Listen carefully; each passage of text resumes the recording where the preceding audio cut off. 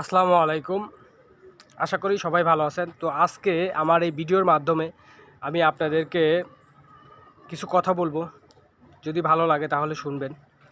তো সামনে আমাদের রমজান মাস আসতেছে। আমি বাংলাদেশের যত ব্যবসায়ী ভাইয়েরা আছেন, আমি সবার উদ্দেশ্যে একটা কথাই বলতে চাই। আপনারা প্রত্যেকটা বছরেই দেখা যায় যে সময় রমজান মাস আসে, সেই সময় জিনিসপাতির মূল্য অনেক বাড়িয়ে দেন।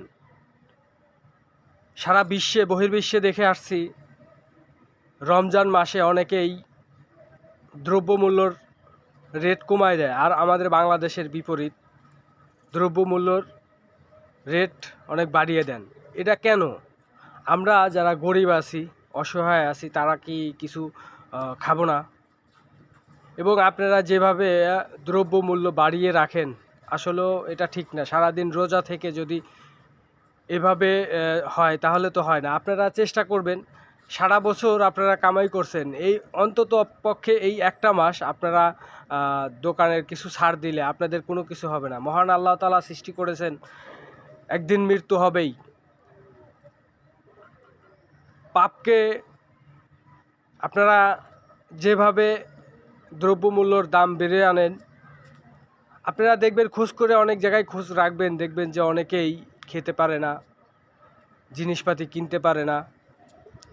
তো আপনারা এই বিষয়টা খুবই গুরুত্ব সহকারে দেখবেন। আমার অনুরোধ, এই রমজান মাসে দ্রব্যমূল্যর দাম আপনারা যথেষ্ট পরিমাণে কমায় রাখবেন এবং আল্লাহ তাআলা আপনাদেরকে সবসময় ভালো রাখবেন এবং সুস্থ রাখবে।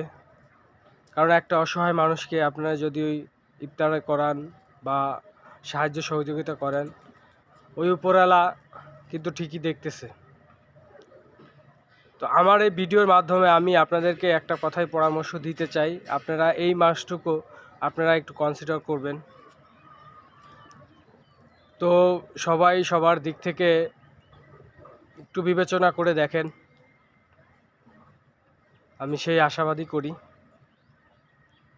তো সবাই ভালো থাকবেন, সামনের দিনগুলো যাতে ভালো কাটে সেই দোয়াটাই করি। আমার জন্য দোয়া করবেন, আপনাদের জন্য দোয়া করি।